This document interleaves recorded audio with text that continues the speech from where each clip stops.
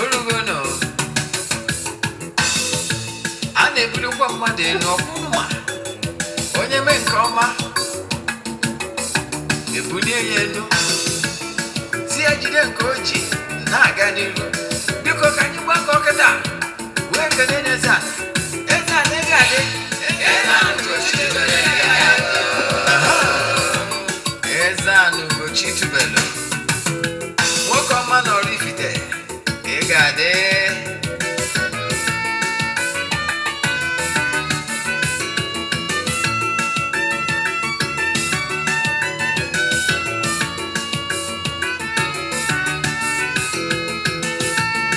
ọdịnala bụ eziokwu ọdịnala bụ ụzọ ndụ ị ma na o nwere olu na-eti mkpu na-asị ụmụ Igbo chigharịa ụmụ Igbo chigharịa kwa mbọsị ọ na-eti n'ụtụtụ n'abalị ọ nọ na nkụzi Eze-Ana ugochitubelu onye ọma na oraifite onye mgbasa ozi ọma ọdịnala gaba n'iru Eze-Ana ugochitubelu onye mmanye ji eme ọnụ ọdịnala bụ ụzọ ndụ gaba n'iru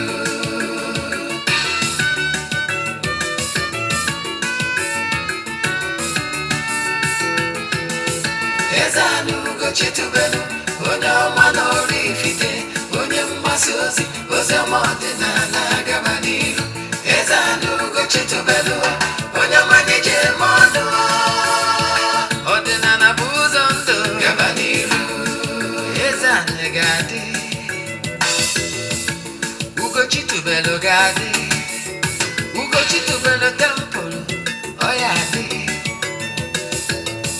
maka na eziokwu anwa chacha ndị okenye ga-anyị front and back ndị oche ga-anyị front and back frọdesi kala aka ghọrọ ụmụ Igbo si anyị rapụ nke anyị na nke feka mma buru Baịbụl bịa akwụkwọ akụkọ webekwa chọọchị fa okwu n'ụka bịakwa ụtụtụ ọma nụ ụmụ ọdịnala Igbo anyị abịakwanụ n'oge awa nke eziokwu nke mụ nwa bụ Ogbuefi Eze-Ana ugochitubelu na oraifite na-anọ n'isi ya maka ndị ọ bụ tata bụ izizi ha na-afụ m na social media platforms maọbụ na eziokwu TV plus kpọọ m Ogbuefi Eze-Ana ugochitubelu na oraifite abụ m onye isi nchụaja na ugochitubelu ọdịnala temple anyị na-agba afa miri emi rụkwazi ọrụ mmụọ dị iche iche abụkwazi m onye isi nchụaja n'ọdịnala Restoration Evangelical Mission bụrụ onye mgbasa ozi ọdịnala Igbo. So you can call me an ọdịnala evangelist. I will answer. My mission is to help people live better life. N'ụbọchị taa n'oge awa nke eziokwu isiokwu anyị bụ what you should do after consultation. What you should do after consultation. Ihe ị ga-eme ma ọ bụrụ na ị gbasịa afa. Echefukwala na m kwuru na afa bụ spiritual lab. Mana bifo anyị gaba n'iru ọkwa dị mkpa. Tata bụ ụbọchị ikpeazụ n'ọnwa Mee. Taa ka anyị ga-achịkọta aja niile anyị chụrụ isi ndị niile sonyere anyị na aja nke ọnwa Mee. Ma ndị nọ n'oru ma ndị nọ n'Igbo.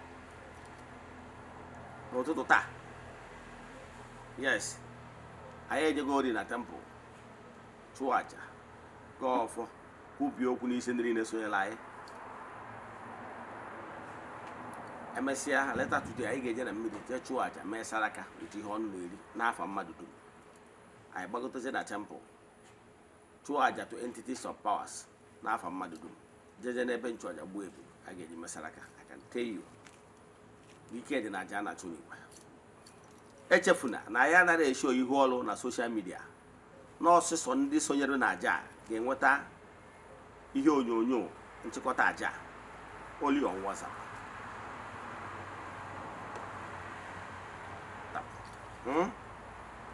Then I mesaraka. Ọ bụrụ na ị chọrọ isonye na aja nke ọnwa June ndị mmadụ ebukube gị. ndị na-ebook every month. However, when ndị na-ebook throughout the year. For ndị na-ebook every month, you nwere ike ibook nke June. Ebook pegia. So, ị nwere ike iso n'anya bụ aja ebe ọ bụla ị nọ na nsọtụ ụwa dum. Aja abụ aja mbunye elu, aja epụta ihe, aja esigoro na ya bunye ọtụtụ ndị mmadụ elu. Ị ga-ama aja anyị chụbagoro over 2 years now. Enweghị nkwụsị. Nwe ndị na-esoyela anyị na aja since anyị bidoro echi date. In fact, 2024 nwere ndị book throughout the year. Ihe ha na-eme every January. Imirikite ndị mmadụ ebook throughout the year ka ha dị sure na ha skip for 1 month. Ihe anyị na-eme bụ na anyị na-ewere ya prayer request ebe n'altar na-achụ aja na-aga ọfọ na-ekwubi okwu n'isi ganye n'ọnwa agwụ. Yes, iche iso na aja ihe ị ga-eme ewu forward ya token donation. Forward ya 3 prayer requests anyị ga-edebe n'altar na-achụ aja na-aga ọfọ na-ekwubi okwu n'isi gị. Ihe enwerịrị altar that speaks for you on daily basis. Ọ dị very important. So ọ bụrụ na ị chọrọ iso na aja ma ọ bụ na o nwere ajụjụ ị nwere na nkụzi a na-akụzi taa, send alụ message na WhatsApp 08057837672. I repeat, 08057837672.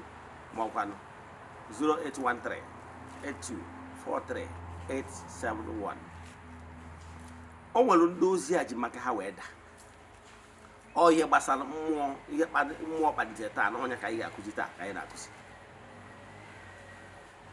Mmadụ onu ọbụla nụrụ onu a bụ ndị nwere isi awele, ndị mmụọ chọrọ ka ha nụ maka ihe ọbụla gbasara nwa Ogbuefi Eze-Ana ugochitubelu bụ ezie m ozi m bịa zie ụmụ mmadụ ezie m ihe ọbụla asị m bịa kụzie maka ndị chọrọ ya, the earnest seekers only. O nwere ndị okwu m ji maka ha ada, ọ bụrụ maka onye ọbụla. Yes, watch here by Facebook platform. I don't even care how many people are online. Here the mom babu knows the adago. Yes, our pastor of come whether man the mother will share my message. Our pastor of here the pades go muzia muzia. Our pastor of Achoromo, Cobro Namo Creatory, Guru Galavira. Makana okwu dị mma dị aga viral. Yes, ọ bụrụ na m chọọ ka m gaa viral ama m ihe m ga-eme. E create controversy. E create eme gbasaga. Ọ dị ihe a ka ndị mmadụ chọrọ ya na-aga viral. Mana am I interested? Adịrọ m interested at all. Mmụọ kpọrọ m obodo ka onye mgbasa ozi mbezie m ozi asị m ụzọ ejebere onwe m. Enwere ndị ozi a ji wee daa. So today I'm here to address earnest seekers only. Ndị ọ masịrị ha, ndị bụ adherent of ọdịnala Igbo spirituality. Ha ka ji maka abịa. Abịarọ m maka ego Facebook. Ịghọtara ya? Abịarọ m ka maka viral. Ntị ịga viral ama m ihe m eme. Ịghọtara ya? Ama m ihe m ga-eme. Mana nke a bụrụ ihe nji maka abịa. Ihe nji maka abịa. So ọ bụrụ na ị na-anụ olu m taa, you are one of the chosen few. Because what you don't know is only a mystery to you and not all. Consultation. Consultation abroad tak obidol. Obidol re n'okuke. Maka na mmadụ bụ human spirit na-achọ ịma ihe na-eme in the medium. Maka ihi na before ihe ọbụla na-eme in this gross material, this physical world you are seeing is gross material. So before ihe ọbụla na-eme na this gross material, what take go on form in the spiritual realm, may in the spiritual realm, na-achọsọ ụbọchị ọ ga-emezu n'ụwa na-afụ anya. Ntị ọ dịkwa. Now, ihe na-achọ ịkọwala gị bụ maka ihe the spiritual control the physical. Neka nchoka nkọwala gị. Gịnị bụ afa? O nwere ọtụtụ ndị mmadụ aghọtara Igbo spirituality. Igbo spirituality abụrụ ịgba akwụna. O nwere ụfọdụ ndị na-agba akwụna afa. Ihe a nọ bụ ịda agụ census from dibia to dibia. From dibia to dibia. Na-aka ọzọ otu afa. Nke m ka nkọwala gị. Mgbe ị na-aka ọzọ otu afa, echefukwala n'ihi na aka ọzọ otu mmụọ dị iche iche various people ji alụ ọrụ. And malụkwa na mgbe ị na-aka ọzọ otu many afa nwere again dị ya, you are putting yourself into more danger, into more confusion. You are entangling yourself the more. I'm gonna get a bafa consultation. Consultation bụ spiritual lab. In where to we more lab. Esi nwe lab na in the world of physical. Ya bụ ọbụrụ na ahụ adịrọ gị physically. Ije ụlọ ọgwụ. Ije ụlọ ọgwụ.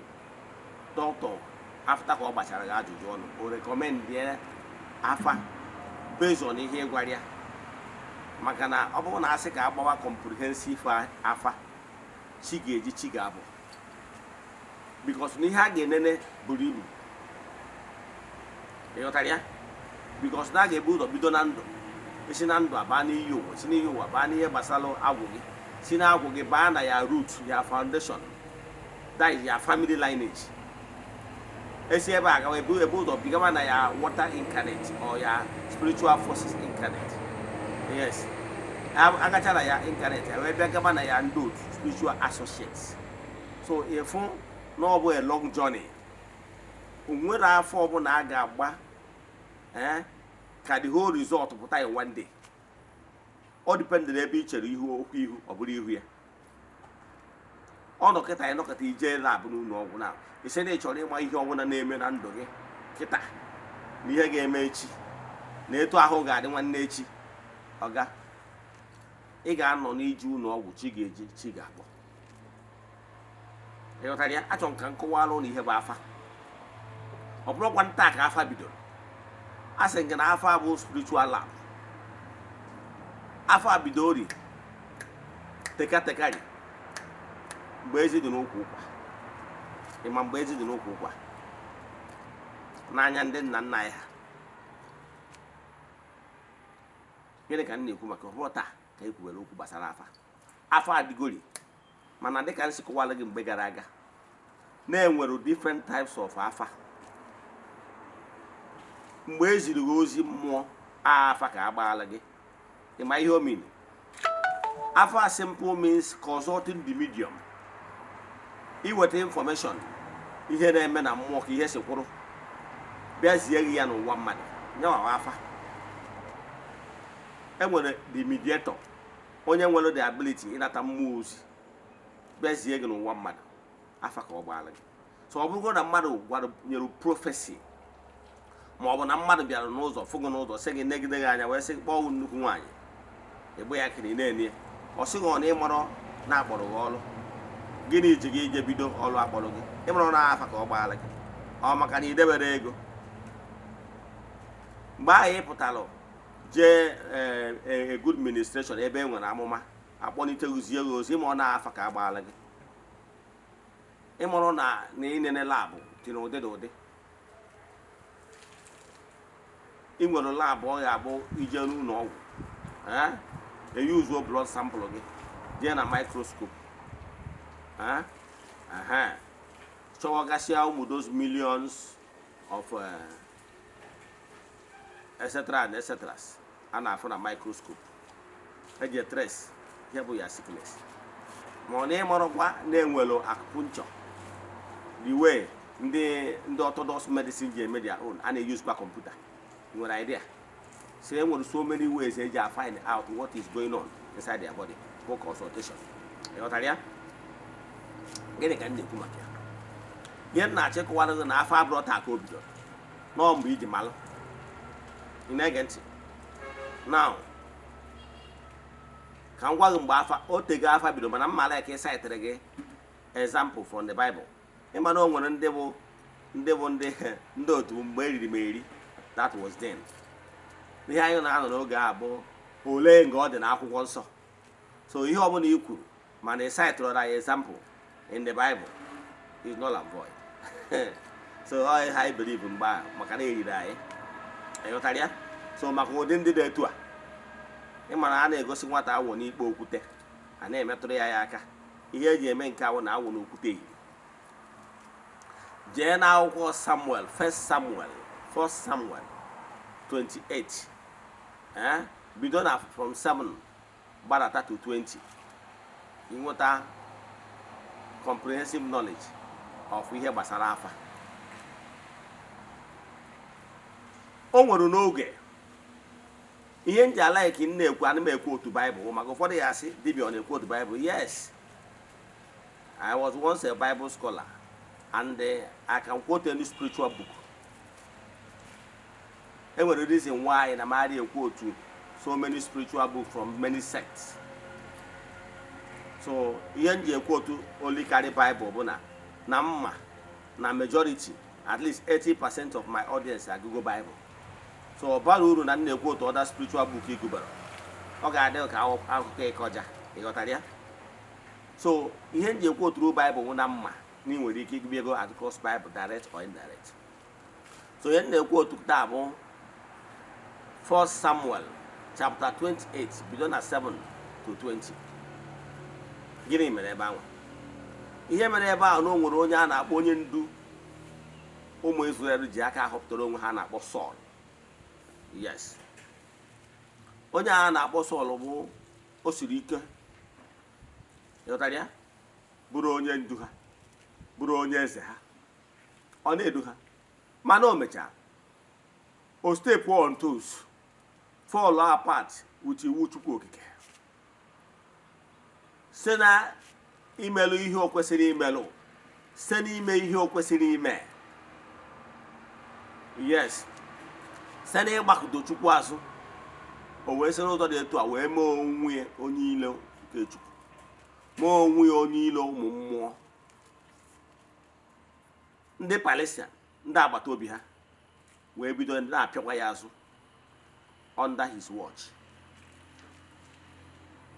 O wee wuti ya na under his watch na-apịakwa ndị be ha azụ.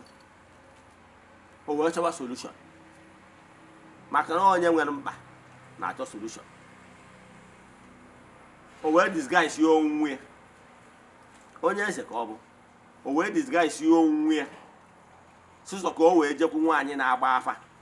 Dịka anyị sikwa gị, ọ bụrụ taa ka e mere consultation, consulting the medium, ọ ihe o mere. Ịkọzọt ụmụ mmụọ ka a gwa gị ihe na-eme na mmụọ, dịka anyị sikwu na ihe na-ebu ụzọ eme na mmụọ bifo ome na mmadụ a na-afụ anya. So ọnọdụ ya dị bad. O wee disguise ya onwe ka nwaanyị na-agba afa ghara ịmasị na ọnya ma bụ King Saul. O wee ruo ebe anwa ya na nwaanyị kwube. O wee gwa nwaanyị ya wọrịra na ọ dị save, ya gwu ya na ya chọrọ ka ọ kọzọt ọrịa ihe ụmụ mmụọ kwuru. Nwaanyị wee bido consultation, wee kọzọt ọ dị medium. Onye pụtara ebe a wee bụrụ Samuel. You know Samuel now? Yes, akụgoro nga akụ Samuel many a times. Samuel bụ nnukwu onye nna, onye akpọrọ ọlụ. Is one of their ancestors. Samuel bụ onye mere apịa. Samuel wee jụọ Saul, sị nwaanyị na-agbakọ, sị jụọ Saul kedu ihe ọ na-edi stọpụrụ ya na ana mmụọ, na ya nọ n'ebe ọ na-ezu ike na ana ndị ichie, because he lived worldly life of emulation. So wee nọ na ana ndị ichie, because na ana ndị ichie bụ the highest maturity ebe any human spirit mature no ga-anọ wee su ike. Ana mmụọ na ndị ichie. So na ana ndị ichie ka o si wee kpọnichie, o wee sị Sam, o wee sị Saul, kedu ihe ị na-edi stọpụrụ m n'ebe m na-ezu ike? Wee gwawa Saul tụwa mmehie n'ihu, sị Saul, n'i step go on toes, n'imego ihe ana na-asọ nsọ, n'imego wee mejọọ Chukwu okike pụrụ ime ihe niile. N'ọnya agbata Chukwu okike ji gbakụdo gị azụ, n'ọnya agbatara ụmụ mmụọ ji wee gbakụdo gị azụ. You should go and face the consequence. Yes, so ịfụna na ọ bụrụ taa ka a gbawara afa, ihe a na-agbawo ihe mere thousands of years even before Christ. Echefuna na Old Testament niile bụ ihe mere na BC, before Christ. ịghọtara ya? Even the New Testament mere na AD, many years ago, before mgbe Christ nwụsịgo. So ihe njọ ka nkụwara unu otego afa bido. Ihe nji wee mara nke a maalụ atụ nkụbara ụdị ancient times agbara afa maka na ịmara about those books. So you go my Bible. So maka gị nwa bụ onye na-asị ka ije gbaa afa weda ma afọ dị real. My sister, my brother, afa dị real. Afa dị real. ịghọtara ya? Afa dị very real. And the afa will always be right. Afa na the right. The only problem a na-enwe, afa dị 100% right. Maybe problem na dị. The interpretation of the afa result. The interpretation of the afa result. Onye abụ ihe na-adị wrong. Mgbe ụfọdụ depending na onye na-consult the medium. So ọ bụrụ na enwere ebe mistake dị adị, mistake dị n'aka onye na-enye the interpreter. Eleta mgbe anyị dị n'ụmụazị, fada onye ọcha nọ na be anyị mgbe a Vicentian priest, katikisi anyị bụrụ onye Igbo. Mgbe ụfọdụ ọ bụrụ na ị na-anụ English ọfụma, ịfụ na o nwere ụfọdụ ihe ọ na-ekwu, katikisi tapịa ya, ọ ma atapịasị ya ọfụma. Ịfụ na the words onye ọcha na-ekwu na-lose some weight based ihe na-akpọ interpretation error. Ka mmakwara gị atụ, o nwere mgbe when I was in Abuja, that day I wasn't feeling too well. Mana enwere m hospital in Ejeba, that is family hospital. Me and my family then. So mana na my place even no, na my place even no. That particular day I was start feeling funny. So we okay no we health center. There by one. Now this our locality then. And then that health center. In manage them na that health center with the microscope we were all, but them got those things. No share the test. He have me here has him now well typhoid, high typhoid and small malaria. The man that in drip with injections and the antibiotics. The man can now with drip, they take their medication.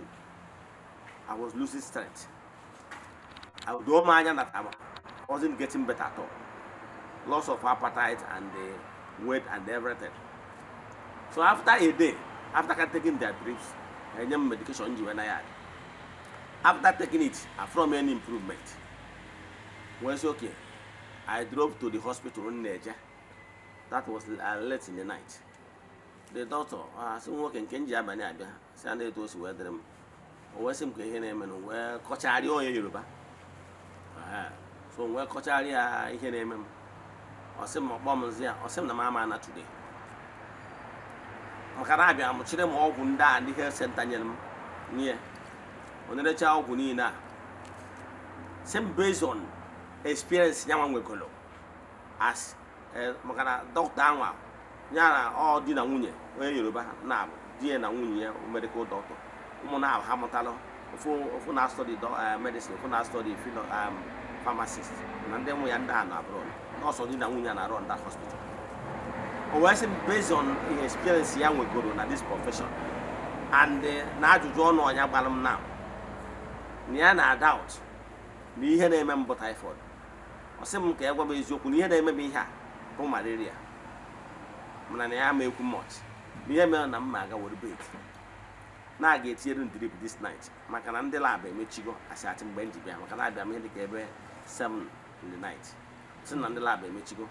The Yemen only I get here in drip.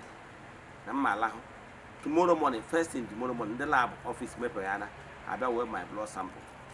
Behold, I accepted. In Manawanya, after was also on the lab of your blood, which I hear. In Manaba Chopota, no borrow typhoid on my problem. No malaria plus. I borrow or the plus on card, only with the highest number of plus. On card, I back and come on.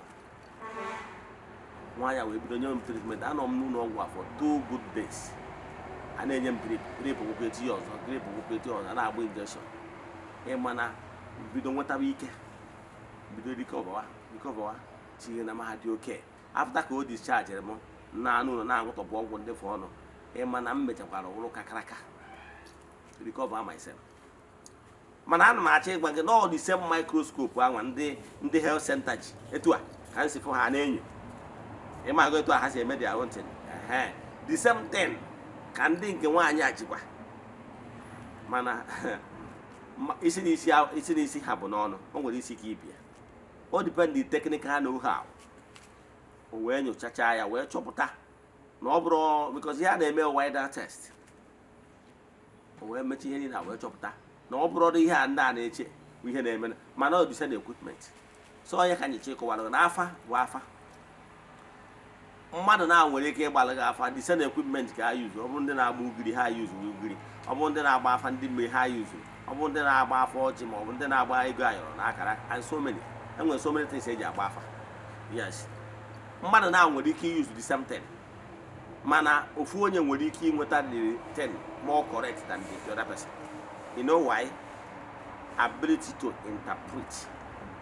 Mana ọ bụrụkwa ma the result coming from the medium or the same. Ihe dị iche bụ ability to analyze. Ọnọdụ ka gị nwajere ụlọ ọgwụ like agwa nga na njere ụlọ ọgwụ eji m onwe m maatụ ghọtara ana m eji onwe m amaatụ na nkụzi m ka ị ghara isi nọ fairy tale ma ọ bụ ihe akụkọ ịkọja. The same blood anwa m anwa ka ndị health center mere echefuru mana ihe ha nwetara the interpretation ha nyere the analysis ha mere the wrong as not typhoid. The same my blood again ka another hospital use we mechaa their own analysis say no malaria mana ọ dị high so high o nwere ihe ịghọta the same microscope ka ha use. So here is the ability to analyze. That is where experience comes in. So gịnị ka m na-ekwu maka ihe m na-achọ ịkọwara gị bụ na after consulting the medium, the spirits are there. The spirits are still there. They still maintain their truthfulness. They still maintain their honesty is still there. It's not in doubt. But the ability of the person consult to her interpret their language. You know, no more with their own language. No more with the language Hanasu. All the Libya. Na ata pesirigi their language no ni na no. Onwere dibi eje na akia ihe ọ ga na-asụ bụ so that medium language which he don't understand. And mgbe ahụ ọ ga na-akọwaziri gị ya the translation lose all the meaning maka na ọ bụrụ na ị na-anụ the real language ị malụ na ị ga na-ekoodu ihe niile ọ na-ekwu as they speak ị na-ekoodu immediately nwee ike nweta the whole thing actual 100%. Mana due to the idea the language ọ bụrụ na okwucha ihe ọ ga-eme summarizing and mgbe ọ na-eme summarizing lose go some content. Ịmụrụ nọ na wee mee translation some certain things miss here from the thing. Ịchọ ego some books gụọ na original language eji wee bịa maka na ịgụghara the English or other translation always goes on certain things. So gịnị ka m na-achịkọwa ihe m na-achịkọwala gị bụ na lab dị correct afa dị correct mana interpretation onye na-interpret bụ ihe nwere ike ịdị wrong. So akọwagoro gị na afa abụrụ taa ka o bidoro kọwakwala gị na afa na-adị correct mana interpretation so izozi n'ezo ma ọ bụ ime ihere ịka ọzọ ọtụ afa. And nke ọzọkwa m na-achọ ịkọwala gị bụ ọ bụrụ na Chukwu nọnyere gị onye abata mgbe ụfọdụ na-aka ọzọ ọtụ afa ana m ala ike ịgwa gị ya n'onu ị ga-aghọta because na nwere the gift ịda atapịa ya immediately na-agwa gị ya n'onu be anyị ịghọtara ya dan ekwucha n'onu mmụọ bịa tapịawakwa summarize ba mana ọ bụrụ mmadụ niile nwere the ability. Nke ịbụa ihe m na-achọ ịkọwalụ gị bụ na n'ihi na-abụ ị na-ajọmpụ from one dibia to another ịka ọzọ ọtụ afa emere gị ka ị bụrụ odogwu. O mere ka ị bụrụ onye ka ihe mma akpọ gị o mere ka ị bụrụ onye aghọtara how things work. O mere gị ka ị bụrụ ofeke ịghọtara ya. Nke mbụgolo ka mmalụ gị ofu atụ ihe ịghọtara. O nwere ụwa mmanụ mma na be anyị nwụrụ ụbọchị a. Gịnị ka o ji nwụ? For me, ọ nwere out of carelessness. Onye a nwere kidney problem. Ọ bụ na ọ nọ medication. O nwere ụlọ ọgwụ ọ na-ejebe mgbe ọ bụla the complication arise. So mana ọ bịaziri nwee ka o si nwee challenge. Ndị mmadụ eburu ya, o lose consciousness eburu ya. Ebe ebuje ejebe any available hospital dị around. Elu achọba vein. Enwere ike ifu jen vein ha wee je chiwo ofu akụkụ ya ebe a na-achọta vein wee chọta vein si ebe a force ọhịa ozugbo etiri drip nwoke nwụrụ. Mana mgbe a na-achị drip ọ na-asịkwa ha etinye na drip si bujie n'ụlọ ọgwụ ebe a na-etrit biya. Ịghọtara ya? Ana m achọ ịkọwa na some ihe ị na-agabiga confusion i tinyere onwe gị bụ as a result of ị na-esi from one dibia to one dibia to afa to afa. Onwe mana onwe ndị na-agba afa gbogbo onwe ike gbaa afa mmadụ to 5-10 different dibias. Onwere nke ọrụ alụ. At the end they remain stagnant. Ịghọtara ya? Maka na at the end of the all the confused. So ihe na-achịkọwara ihe niile ahụ gosiri na ịghọtara how things work. Onye ka m ji sị gị ịbata n'ọdịnala ije rush na afọ abụrụ onye bụ the best person. Ị kwesịrị imepe udogolo personal relation. Create time for your spiritual exercise. Ka gị na ụmụ mmụọ na-akparị. I wee yosi ụmụ mmụọ gị na ha na-akparị si ha biko ha lead gị to the right dibia. Ha lead gị to the person ga-eri gị chọpụta ihe bụ solution to your problem.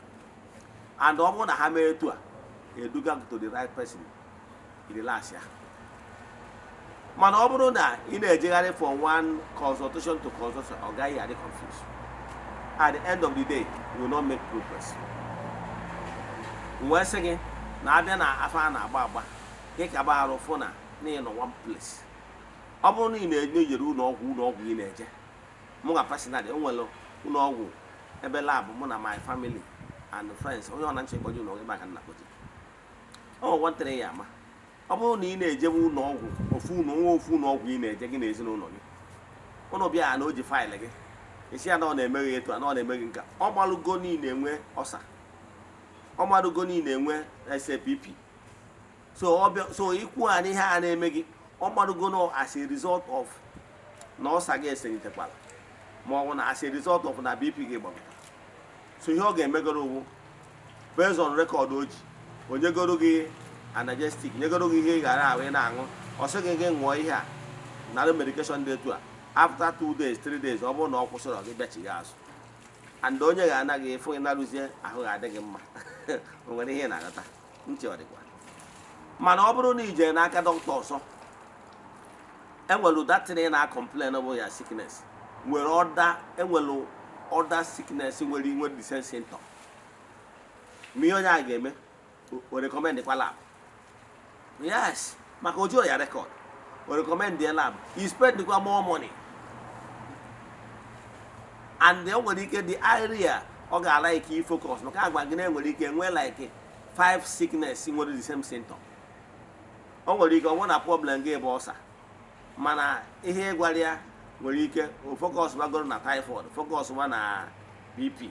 O nwere ike ojo ọdị n'ọsa ịfụ na onye na-echa lab niile ọ na-enene na onye tọrọdo exactly ihe bụ ya main problem bụ bịa bụ ọsa reaction. Ibidikwa jekwa n'ụlọ ọgwụ mgbe ahụ iwesikwa na ego lab na ego consultation ijekwa n'ụlọ ọgwụ ọzọ ọ ga ego oke na ufu and ufu kata ego anyị dị confused iwu kata ego anyị dị tired. Mana ọ bụrụ na ị nọ mme na mgbe ị na-ejegharị from among afa to afa one dibia to dibia ị na-elose more money. ka m kwụsịwa ebe a. Ihe ọzọ m na-achọ ịkọwalụ gị bụ ihe ị kwesịrị ime bụ ka ị na-agbara gị afa, ị marụ na afa ọnya kpatara ndị Katọlik ji asị onye Katọlik ga-ada na-eji ụka na-abụrụ akwụkwọ nke Katọlik, maka na ama na be anyị ije na ụka ma ọ bụ akwụkwọ ndị ọzọ ịgụta confusion. So ọ bụrụ na ị na-eje na be ofu dibịa a na-alụrụ gị ọrụ, ọ gbachala gị afa, ọ lụọrụ gị ọrụ, ọ gaziere gị stik dia. So ihe ọzọ m na-achọ ikwu bifo nchịkọ bụ abịa gbaala gị afa, ọ bụrụ na ị nwere ego ihe eji rụọ ọrụ rụọ ọrụ, ọ bụrụ na ị nwere ego ihe eji rụọ ọrụ megoro appeasement, na-eme ọjị, na-awapụrụ ụmụ mmụọ ọjị, gwa ha na ọ bụrụ na ihe dịrị gị mmadụ ị ga-alụ ọrụ dị n'ụzọ gị, ime etu a ịshabiwe wuchi. Ka m kwụsị ebe a.